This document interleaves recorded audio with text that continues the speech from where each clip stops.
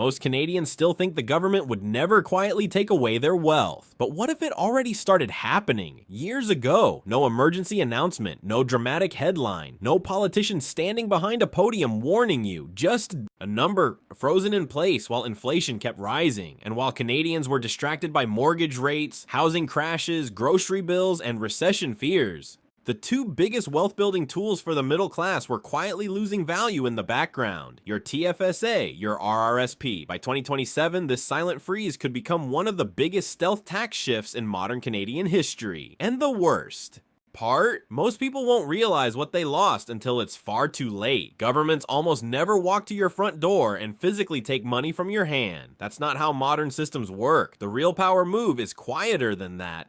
Hides in policy documents nobody reads. Buried inside budget footnotes. Hidden behind technical language most people skip over entirely. A number stays the same 1 year, then the next year, then the year after that, and slowly, without most people noticing, your financial future changes. While Canadians were busy watching interest rates climb. While everyone obsessed over the housing market, inflation, trade wars, tariffs, and federal debt.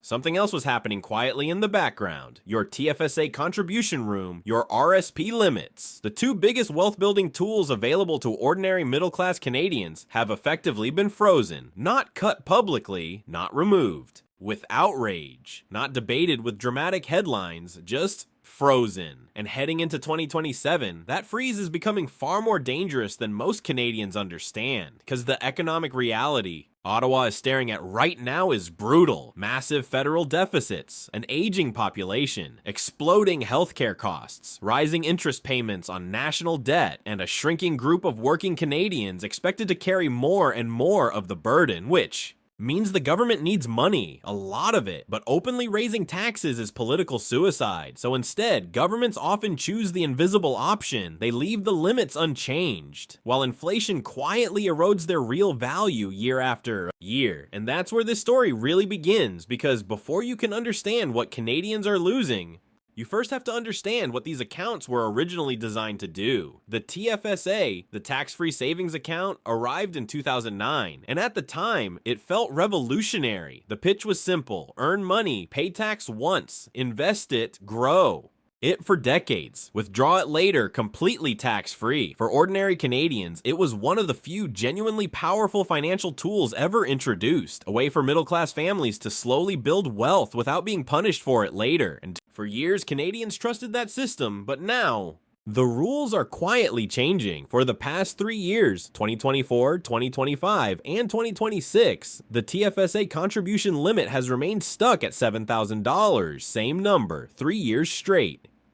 At first glance, that doesn't seem alarming. Most Canadians barely notice it. But that's exactly why this works so well, because the danger is not in what changed. The danger is in what didn't. Now compare that to the real world. Canadians are living in food prices climbing, rent climbing, insurance climbing, utilities climbing, everything around you becoming more expensive almost every single year. Your dollar today buys less than it did 5 years ago. Everyone feels that reality instinctively, but here's the connection most people never make. If inflation keeps shrinking the value of your money, and the government does not increase the contribution limits at the same pace, then your ability to build wealth is shrinking too, quietly, systematically. In real purchasing power, your TFSA room is worth less every single year it stays frozen, and the exact same logic applies to the RRSP. For 2025, the RRSP maximum contribution limit sits at roughly $32,490. In 2026, it rises modestly to around $33,810. Sounds generous on paper, but to fully maximize that room, you need to earn close to $188,000 per year. That already removes a massive percentage of Canadians from fully benefiting. Now combine that with inflation slowly eating away at the value of those limits, and the long-term impact becomes enormous. Economists call this fiscal drag, some call it bracket creep, but the simplest definition is probably the most honest one: a stealth tax. Because governments don't always need to raise tax rates to collect more money from you. Sometimes they simply leave thresholds frozen.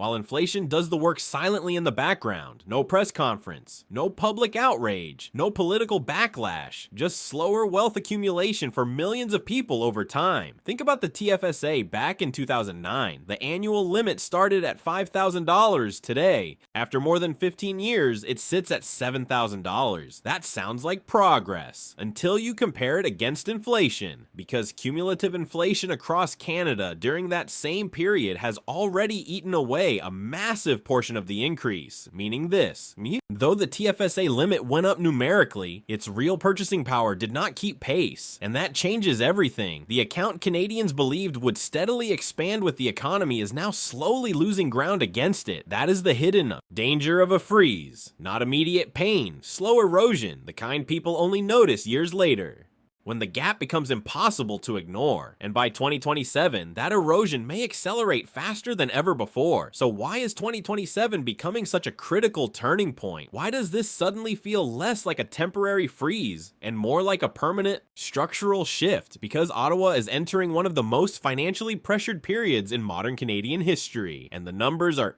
getting harder to ignore. The federal deficit for 2025-2026 exploded past $78 billion. That's one of the largest non-recession deficits Canada has seen in decades. Even more alarming, it was dramatically higher than what the government itself projected only a year earlier. And according to long-term forecasts from the Parliamentary Budget Office, Canada may continue running deficits averaging more than $60 billion annually well into the end of the decade. At the same time, the federal debt to GDP ratio is expected to peak around 2027 and 2028. Translation: the country is carrying more debt, while the cost of servicing that debt keeps rising, and those interest payments alone are becoming monstrous. By the end of the decade, Ottawa could be paying more than $76 billion every single year just in interest on existing debt. Not healthcare, not infrastructure, not housing, just interest.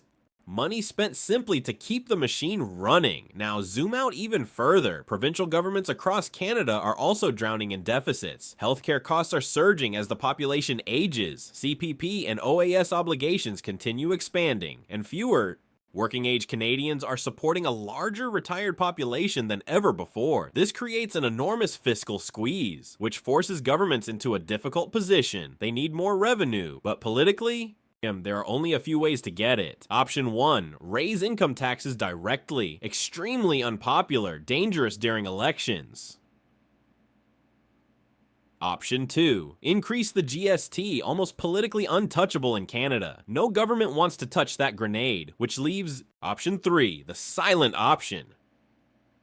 Freeze contribution limits. Let inflation reduce their real value over time and allow a fiscal drag to quietly pull more wealth back toward the government system without ever officially announcing a tax hike. That's why this matters so much, because a frozen TFSA limit is not random. A frozen RRSP ceiling is not accidental. In an era of massive deficits and rising debt costs, these freezes become one of the easiest invisible revenue tools governments can rely on. No outrage, no protests. Most people never even notice, but the long-term financial damage compounds year after year, and the people hit hardest by it are not the ultra-rich. The ultra-rich barely care about TFSA limits. Their wealth lives inside corporations, trusts, holding companies, private investments, and complex tax structures most ordinary Canadians never access. A $7,000 TFSA limit means almost nothing to someone worth $50 million, but for the middle class, it means everything. Because for decades, Canadians were taught a simple formula: work hard, save consistently, max out your registered accounts, retire with dignity. Now the rules behind that formula are quietly shifting underneath them, and this is where the story becomes deeply personal, because stealth taxation does not hit everyone equally. It never does. The poorest Canadians often cannot fully use these accounts in the first place. When someone is struggling to cover rent, groceries, childcare, or debt payments, maximizing a TFSA is not even part of the conversation, so the freeze barely affects them. And at the opposite extreme, the ultra-wealthy operate in a completely different financial universe. Their assets are spread across businesses, trusts, private corporations, insurance structures, and real estate portfolios. They have accountants, tax lawyers, and advanced planning strategies designed specifically to protect wealth. To them, the TFSA is almost irrelevant, which leaves one group carrying most of the impact. The aspirational middle class, the nurse, the electrician, the teacher, the trades worker, the small business owner, the dual income family trying to survive in Toronto, Vancouver, Calgary, Halifax, or Winnipeg. The people who actually followed the rules, the people who believed discipline and consistency would eventually create financial security. These are the Canadians who max out their TFSA every January, the Canadians who carefully contribute to RRSPs to reduce taxes and build retirement savings. The Canadians whose entire long-term plan depends on these accounts continuing to grow in real value over time. And these are the exact people being squeezed quietly in the background. Now let's put real numbers on this. Imagine two Canadians, same age, same salary, same investing discipline. Both invest consistently for the next 20 years. Both earn an average annual return of 7%, which historically reflects long-term balanced market returns. But they live in two different policy environments. Canadian number. One lives in a world where TFSA contribution limits properly rise with inflation. Over time, the limit naturally climbs toward $9,000, then $10,000, and beyond. Across 2 decades, this investor contributes far more capital into tax-free growth. The result, a retirement portfolio approaching nearly $400,000. Now, look at Canadian number 2. This person lives in the world Canada may actually be heading toward. TFSA limits remain mostly frozen. Maybe small increases happen occasionally, but never enough to truly keep pace with inflation. Same discipline, same sacrifice, same investing strategy, but after 20 years, their final balance is dramatically lower. The difference between the two outcomes can approach tens of thousands of dollars, potentially over $80,000 in lost long-term retirement wealth. Think about that carefully. Not because one investor worked harder, not because one made smarter decisions, not because markets crashed, but because contribution limits quietly failed to keep pace with economic reality. That is the real power of fiscal drag. It compounds invisibly, slowly enough that almost nobody reacts immediately, but powerfully enough to reshape entire retirements over decades. And once you apply that same math to RRSPs, to couples, to families investing over 30 years instead of 20, the numbers stop feeling uncomfortable. They start feeling devastating. So the real question becomes, what do you actually do about it? Because outrage alone does not fund retirement. Complaining about Ottawa will not close the gap between what Canadians need and what these accounts may eventually provide, which means the conversation has to shift from fear to strategy. The first strategy is simple but incredibly important. Use every dollar of registered room you already have, every single year. No excuses. Most Canadians carry massive unused TFSA contribution room without realizing it. Tens of thousands of dollars sitting untouched. And in a world where future room may lose value over time, unused room becomes even more precious. If possible, stop treating TFSA investing like an afterthought. Do not wait until December. Do not wait for extra money. Build the habit early, automate it, fill the room consistently, because time inside the market matters more than perfect timing. Strategy number 2, start thinking seriously about non-registered investing. A lot of Canadians hear taxable investing and immediately panic, but taxable accounts are not financial death. In fact, for disciplined long-term investors, they can become extremely powerful secondary wealth-building tools. Canadian eligible dividends receive favorable tax treatment. Long-term capital gains are taxed far more efficiently than ordinary income. And broad, low-cost index funds held for decades can still compound very effectively outside registered accounts. The key is understanding tax efficiency, not avoiding investing altogether. Strategy number 3, the FHSA, the First Home Savings Account. And this account is incredibly important because many Canadians still barely understand how powerful it actually is. If you qualify as a first-time home buyer, the FHSA combines 2 of the best features in the Canadian tax system. You receive an RRSP-style tax deduction when contributing, and TFSA-style tax-free withdrawals later when purchasing a home. That combination is rare. Annual contribution room currently sits at $8,000 with a lifetime cap of $40,000. For younger Canadians especially, this account may become one of the best tax shelters available over the next decade, yet millions still have not opened one. Strategy number 4 becomes more advanced. Permanent insurance structures, whole life, universal life. These are not ideal for everyone, and badly structured policies can become expensive traps. But for higher income Canadians who already maximize registered accounts, properly designed insurance structures can create additional tax-sheltered growth and tax-efficient wealth transfer opportunities. And finally, strategy number 5,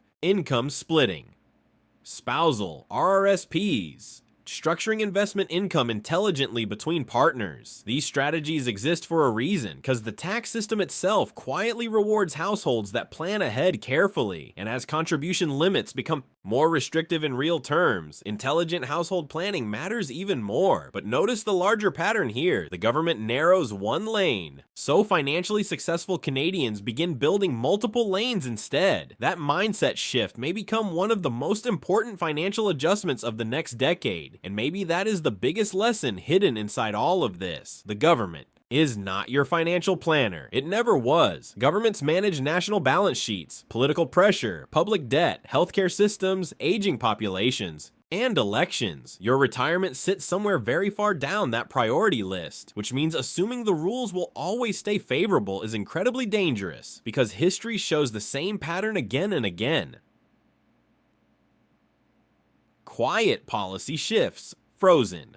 Thresholds, reduced purchasing power, benefits that slowly lose strength over time, rarely all at once, usually gradually. So gradually that most people only realize what happened years later. And that brings us to the most important idea in this entire conversation, the gap. The gap is the distance between what the system provides and what your real future will actually cost. It is the gap between government retirement benefits and the lifestyle you truly want later in life. The gap between inflation and stagnant contribution limits. The gap between surviving retirement and living retirement with dignity. And here's the uncomfortable truth. Nobody is coming to close that gap for you. Not Ottawa, not your employer, not the bank advertising retirement products on television. You, only you, which means the future belongs to Canadians who become proactive early, people who earn more when possible, spend intentionally, invest consistently, learn how taxes actually work, and build systems that survive policy changes instead of depending on governments to protect them forever. Because by 2027, the pressure on Canada's financial system may become impossible to ignore. The deficits are growing, debt costs are exploding, the population is aging rapidly, and the middle class is increasingly being asked to quietly absorb the burden through mechanisms most people never even notice. That's why this conversation matters. Not because the TFSA or RRSP suddenly became useless. They are still incredibly valuable, but because Canadians need to understand something critical. A frozen limit in an inflationary world is not neutral. It changes outcomes, slowly, silently, powerfully. And the earlier you recognize that reality, the more time you still have to adapt, because the ultra-rich have already adapted. The financially struggling often cannot adapt, which leaves the middle class caught directly in the middle of the pressure. The same middle class that built its future around the belief that disciplined saving alone would be enough. Maybe now it won't be. Maybe the next decade belongs to people who become more aggressive about financial education, tax strategy, investing, and income growth than previous generations ever had to be. And maybe that realization is the real wake-up call here, because while governments rewrite the rules quietly in the background, your financial future is still being written by the decisions you make today. So do not ignore this. Talk about it. Share this with another Canadian who needs to hear it, and most importantly, start closing the gap now, before the gap starts. Closing in on you, if you enjoyed this video, make sure to like, subscribe, and I'll see you in the next one.